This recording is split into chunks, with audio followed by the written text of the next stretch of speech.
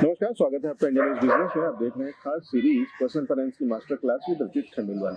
ये एक ऐसी सीरीज है जहां हम समझने की कोशिश करते हैं पैसे को कैसे बचाएं, बढ़ाएं और उसको संभाल के रखें, कैसे ग्रो करें, फाइनेंशियल हेल्थ कैसे अच्छी हो।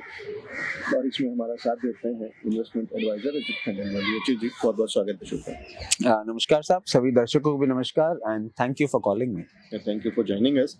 और रचित सर, हम ये सीरीज जो कर रहे हैं बोरोइंग्स पे, लोन्स पे, अलग अलग तरीके के लोन, उसमें किस तरीके की चीजों का ध्यान रखना है। आज किस लोन की बात करने जा रहे हैं, किस तरीके की बोरोइंग्स की बात कर रहे हैं? सर, आज हम एक ऐसी बोरोइंग की बात कर रहे हैं जो थोड़ी सी सीरियस हो जाती है, बिजनेस रिलेटेड बोरोइंग्स, जो आप बिजनेस के लिए लोन लेते हैं।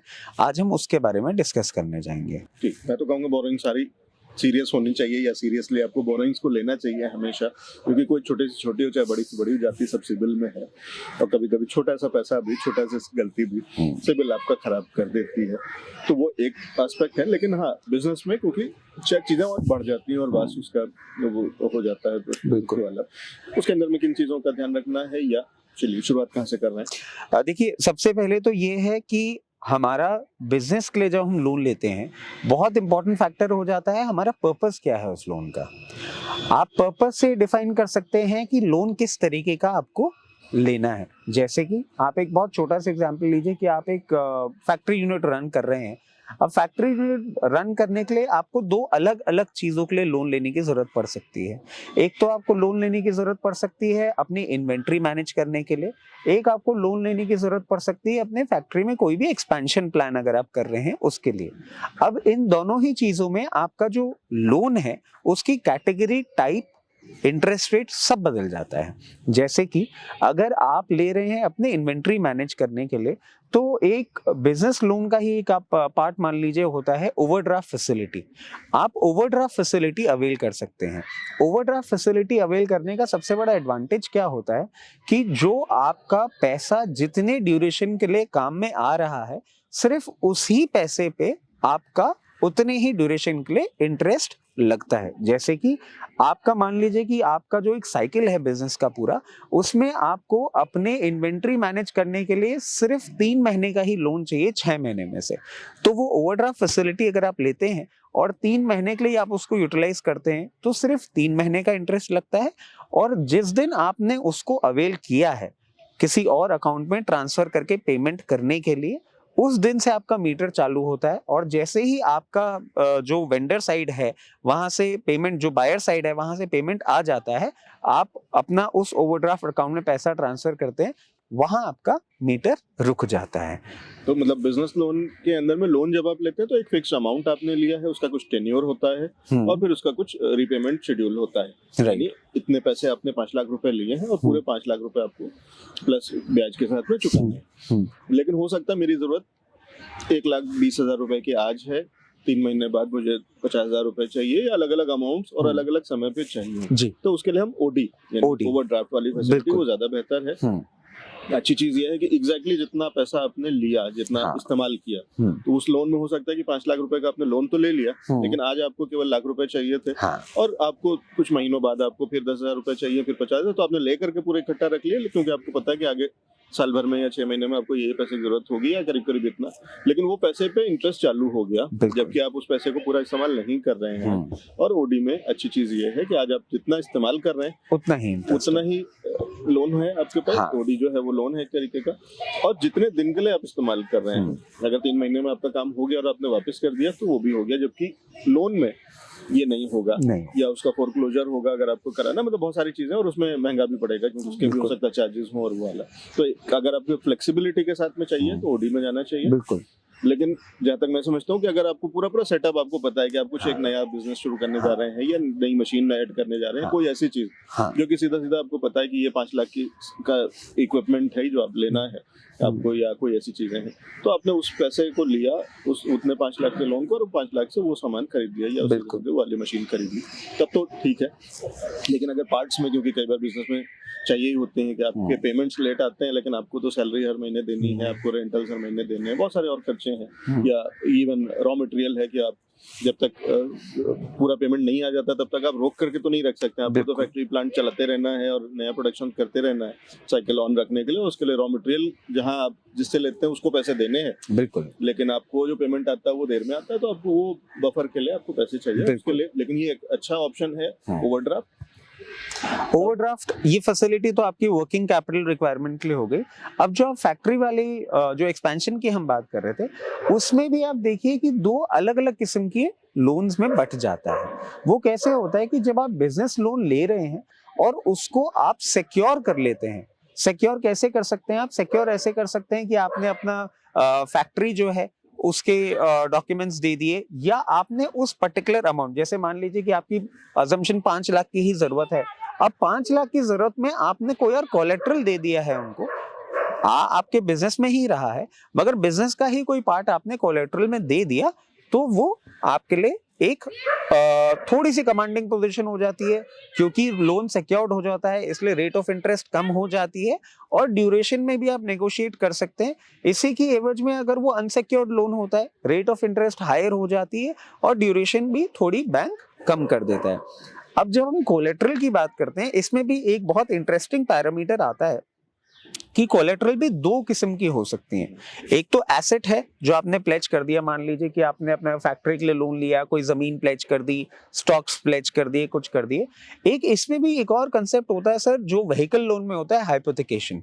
हाइपोथिकेशन में क्या होता है? हाइपोथिकेशन में बैंक आपसे एक फिक्स एसेट नहीं मांग रहा है, आपसे आपके स्टॉक की या आपका कोई भी ऐसा रनिंग एसेट है जो रिप्लेनिश हो रहा है मगर उसको फ्रीज कर देता है। तो उस केस में बैंक क्या बोलता है कि at any given point in time आपका वेयर हाउस में 5 लाख रुपए का स्टॉक पार्क्ड है, मैंने 5 लाख रुपए आपको दिए हैं और उसकी ऑडिट भी होती रहती है टाइमली, तो वो भी एक ऐसा कंसेप्ट है कि आपको अपना कोई फिक्स एसेट नहीं प्लेज करना पड़ा है।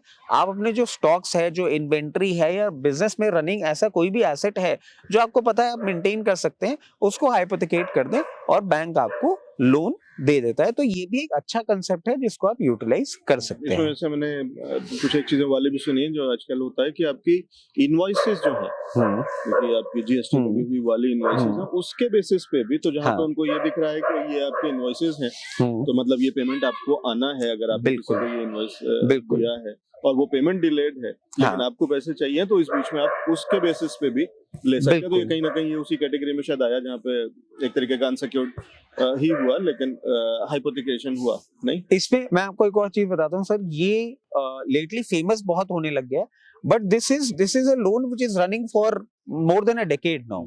और इसमें क्या होता है सर, इसमें ये होता है कि जो आपके बायर्स हैं उनसे बैंक एक डॉक्यूमेंट वेरीफाई करा लेता है कि you have purchase this and you will be making the payment.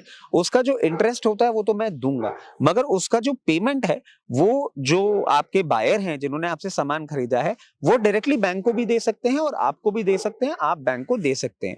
ये जो आपने कंसेप्ट बताया है, ये कंसेप्ट आज के टाइम में बहुत वाइडली फॉलो हो रहा है, जो बहुत ऑर्गेनाइज्ड बिजनेसेस हैं उनमें, क्योंकि इसमें ना तो आपका वेयर हाउस, ना कोई एसेट ब्लॉक हुआ, कुछ नहीं हुआ। मुझे आपको सप्लाई करना था, मैंने आपको सप्लाई कर दिया है और आपके बिल के एवज में मैंने एक फंड रेज कर लिया और उससे मैंने अपने जो जिनसे मैंने अपना माल खरीदा है, जो रॉ मटेरियल खरीदा है, उनको पेमेंट कर सकता हूं। तो ये रनिंग बिजनेसेस के लिए होता है जो बहुत ही ऑर्गेनाइज्ड। अब again we come back to this कि अगर आपकी बैलेंस शीट बहुत स्ट्रांग है, अगर आपका पेपर वर्क बहुत स्ट्रांग है एंड आप पूरा का पूरा अपना वेल मैनेज कर रहे हैं और जो एक्चुअल बिजनेस हो रहा है वो ऑन पेपर्स हो रहा है, तो आपके लिए एक बहुत ही अच्छा प्रोडक्ट है। और इसमें रेट ऑफ इंटरेस्ट में भी मैं आपको बेनिफिट बताता हूं कि रेट ऑफ इंटरेस्ट भी आपका वो जो क्वार्टरली वाली बात हो रही है सिर्फ उतनी ड्यूरेशन के ही लगती है। तो अब ये फेमस हो रहा है, but this product is quite old and the organized business. जैसे आप मान लीजिए आपकी जितनी कंपनीज हैं, मारुति और ये सब जो है, ये इस लोन को बहुत अच्छे से अवेल करती भी हैं। वो फेमस शायद इसलिए अब हो रहा है क्योंकि अब उसके साथ में जीएसटी इनवॉइस अब लग गया, तो जीएसटी उसमें जुड़ गया, जो पहले इनवॉइस बेस्ड होते थे फंडिंग, अब वो जीएसटी इनवॉइस, और जीएसटी के साथ में बहुत सारे और चेक्स एंड बैलेंसेस आ जाते हैं कि जब आप जीएसटी इनवॉइस जनरेट करते हैं तो उसको क्रॉस चेक करना इजी होता है, और कहीं ना कहीं जिसको आपने बिल किया है जी तो वो कहीं ना कहीं वेरीफाई होना इजी हो जाता है। जो पहले थोड़ा सा इसमें बहुत सारे लूप होल्स भी थे, बिल्कुल क्योंकि इजी होता था बिजनेसेस एक दूसरे को सपोर्ट करने के लिए, या खुद का ही दो बिजनेसेस हैं और आपने एक फेक इनवॉइस या उस तरीके की चीजें, तो अब वो कहीं ना कहीं मिटिगेट हो गया, क्योंकि अब बहुत सारी चीजें ट्रांसपेरेंट हो गई हैं जीएसटी व्यवस्था आने के बाद से, तो शायद इसलिए और ज्यादा पॉपुलर हो गया जैसे समझता हूं, और वाला और थोड़ा इजी हो गया, किसी भी फाइनेंस कंपनी के लिए भी इजी हो गया टू वेरीफाई।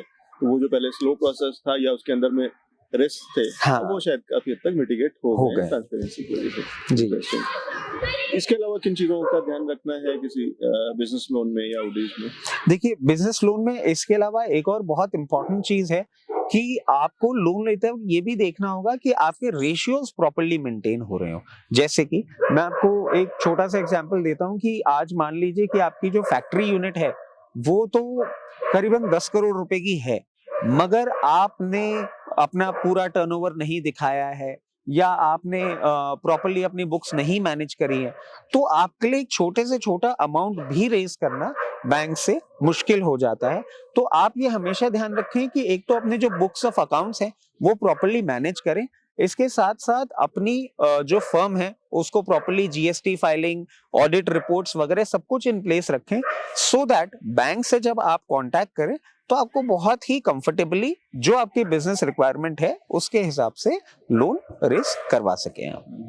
तो ये तो वही चीजें हैं जो हमें बाकी लोन्स में भी होता है, लेकिन यहाँ पे थोड़ा और ज्यादा ध्यान देना होगा, क्योंकि आप बिजनेस की बात कर रहे हैं, वहाँ पे आपकी सिर्फ आईटीआर ही आपकी शायद बैलेंस शीट होती थी, लेकिन यहाँ एक्चुअल बैलेंस शीट होगी, बिजनेस है तो उसके साथ में बहुत सारे और डॉक्यूमेंट्स होंगे और बहुत सारी चीजें होंगी, तो उन चीजों को जितना संभाल के रखें उतना अच्छा आपको इजी रहता है। प्लस यहाँ पे भी रेट ऑफ इंटरेस्ट का डिफरेंस भी होता है, अलग अलग कम ज्यादा भी होता है उसी स्ट्रेंथ के साथ। बिल्कुल बिल्कुल, मैं आपको बताऊं कि जैसे अगर आपका बिजनेस बहुत ही अच्छा कर रहा है, आपके टर्नओवर्स बहुत अच्छे हैं, प्रॉफिट मार्जिन्स बहुत अच्छे हैं, तो कई कबार आपको अनसिक्योर्ड लोन भी इतनी अच्छी प्राइसिंग पे मिल जाता है, because bank is rest assured कि आपके पास से बैंक को पैसा वापस आ जाएगा, और उसके बाद बैंक आपको अनसिक्योर्ड लोन भी बहुत अच्छी तरीके से अच्छी रेट ऑफ इंटरेस्ट पे दे देता है। इसके साथ साथ अगर आपके बिजनेसेस अच्छे चल रहे हैं, आपका पेपर वर्क पूरा है, जीएसटी फाइलिंग पूरी है, जो डायरेक्टर्स हैं उनकी भी फाइल्स पूरी क्लियर हैं, तो आपको अगर कोई बहुत बड़ा एक्सपेंशन भी करना होता है तो you get a winning edge over the entire idea. So just by doing healthy business you can not expand it further. Doing healthy business, managing healthy books is equally important अगर आपको business expand करना है और आपको उसके लिए business loan लेना है तो। बिजनेस लोन्स और ओवरड्राफ्ट की फैसिलिटीज और उसके अलावा भी जो कुछ और तरीके हैं फाइनेंसेस के, वो हमने बिजनेसेस के पॉइंट ऑफ व्यू से वो समझ लिए।